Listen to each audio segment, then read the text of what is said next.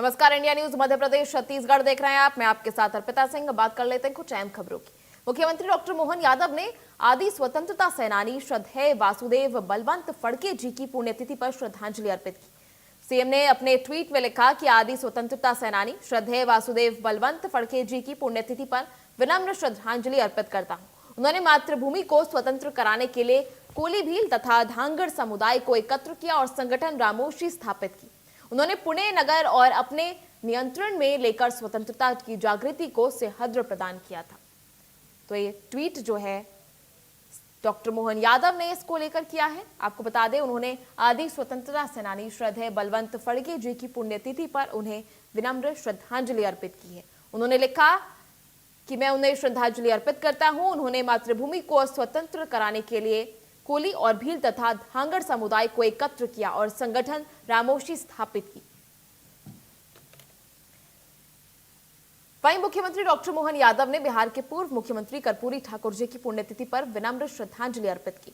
इस अवसर पर सीएम ने ट्वीट करते हुए लिखा कि जननायक, भारत रत्न और बिहार के पूर्व मुख्यमंत्री श्रद्धेय कर्पूरी ठाकुर जी की पुण्यतिथि पर विनम्र श्रद्धांजलि अर्पित करता हूं। उनका सरल, सहज और सौम्य व्यक्तित्व और गरीब कल्याण के प्रति समर्पण सदैव प्रेरणा देता रहेगा।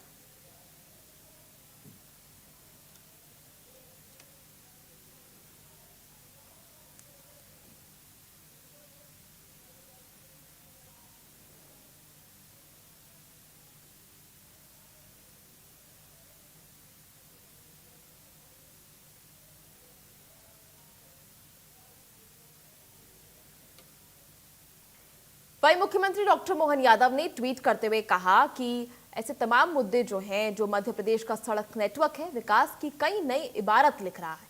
बेहतर कनेक्टिविटी से निवेश, उद्योग, पर्यटन और ग्रामीण अर्थव्यवस्था को गति मिल रही है।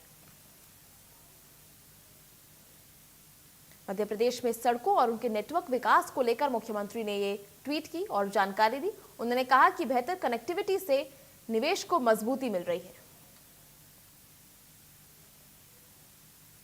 वहीं मुख्यमंत्री डॉक्टर मोहन यादव का बयान सामने आया है, जिसमें उन्होंने कहा कि बुधवार को पेश होने वाला बजट एक नवाचार के साथ आएगा। इसमें 1 साल के साथ आगामी 3 साल के विकास की आउटलाइन भी होगी। साथ ही सीएम ने कहा कि आर्थिक विकास दर बहुत अच्छी है। 2 वर्षों के बीच 2023-24, 2024-25 में 46% की अभूतपूर्व बढ़ोतरी हुई है। साथ ही मुख्यमंत्री ने कहा कि बेहतर कनेक्टिविटी, रोजगार सृजन और अधोसंरचना विकास के कारण हुई है। सीएम ने कांग्रेस पर निशाना साधते हुए कहा कि कर्नाटक जैसा विकसित राज्य जहां कांग्रेस की सरकार है, उसे हमने आर्थिक स्थिति के मामले में पछाड़ दिया है। एमपी में प्रति व्यक्ति आय 1,69,000 रुपए ज्यादा हुई है और अलग अलग सेक्टर में बात करें तो पशुधन के क्षेत्र में आय 7.2 दर में बढ़ी है। मुख्यमंत्री ने कहा कि टूरिज्म के क्षेत्र में 13 करोड़ से ज्यादा यात्रियों को प्रदेश में लाने में सफल हुए।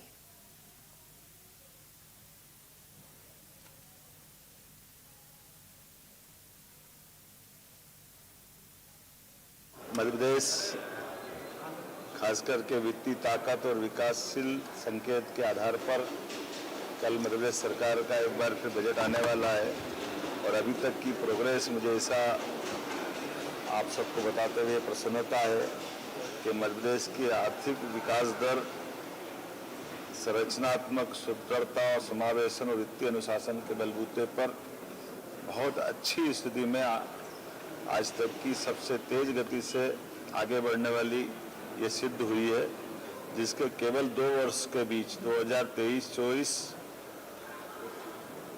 और 24-25 दोनों वर्ष का अगर पूंजीगत व्यय अगर देखता हूँ तो ये 46% की अभूतपूर्व वृद्धि हुई है।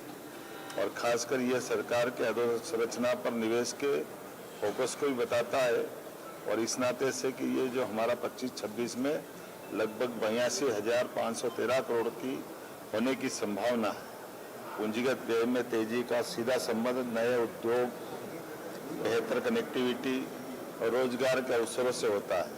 इससे स्पष्ट है कि सरकार केवल घोषणा नहीं कर रही है, बल्कि जमीन पर निवेश उतार रही है। यह उस प्रकार की बात है जिसके आधार पर मैं केवल एक राज्य से, कांग्रेस की सरकार से इसकी कंपैरिजन करना चाहूँगा तो बताना चाहूँगा कि 2025-26 में कर्नाटक जैसे विकसित राज्य का जो पूंजीगत व्यय वो 336 करोड़ रुपया है। उसके उल्टे हमारी सरकार मध्य प्रदेश में पूंजीगत व्यय में 82,513 करोड़ पर अनुमानित है। इस तरह से हमने विकसित कहे जाने वाले कर्नाटक जैसे राज्य को भी पूंजीगत व्यय के मामले में पिछले साल के आधार पर पछाड़ दिया था। मैं उम्मीद करता हूं कि जिस प्रकार से जीएसडीपी में हमारी वृद्धि हो रही है, ये 10% की वृद्धि गत वर्ष थी और इस साल ये हमारी ग्रोथ 11% से आगे जा रही है।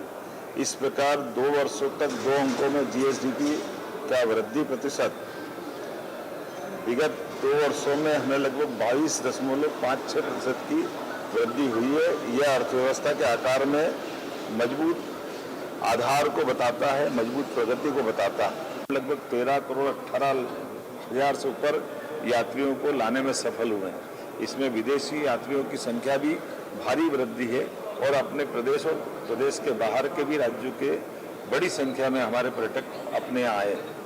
और एक और खास बात, जब हम अपने राजस्व आधिक्य की 618 करोड़ की बात करते हैं तो राजकोषीय घाटा भी जो भारत सरकार के लिमिट है उसके अंदर हम करने में सफल हुए हैं।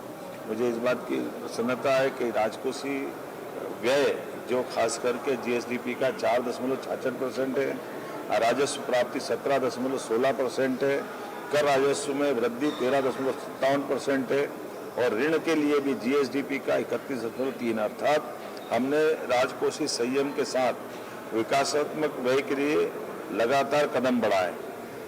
नगरी, स्वास्थ्य, शिक्षा हर क्षेत्र में समान रूप से व्यय करते हुए लगभग 1134 परियोजनाएं स्वीकृत करते हुए हमने 4065 करोड़ का तो अमृत में राशि व्यय करने का वितरण भी किया है और अपना टारगेट भी पूरा किया। इसी प्रकार से 8.75 लाख आवास हमने पूरा करके स्वच्छता सर्वेक्षण में 8 राष्ट्रीय पुरस्कार भी हमने प्राप्त किए। स्वास्थ्य क्षेत्र में 34,112 करोड़ का जीएसडीपी का 3% का हमने अपना आकलन पूरा किया है। उसी प्रकार आयुष्मान कार्ड से लेकर के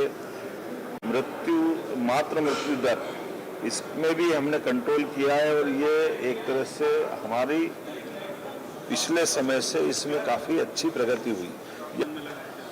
कांग्रेस के पास सिवाय अपनी जवानी जमा खर्च करने के लिए कुछ बचा नहीं।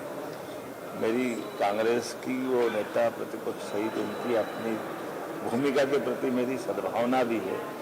लोकतंत्र में पक्ष की बात भी होती है, विपक्ष की बात भी होती है, लेकिन सकारात्मक आलोचना होती है तो हम उसको भी अच्छे भाव से लेते हैं।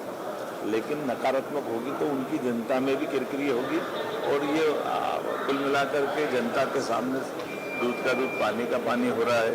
जिस प्रकार से विकास के प्रत्येक क्षेत्र में मध्य प्रदेश आगे बढ़ रहा है, मुझे संतोष है।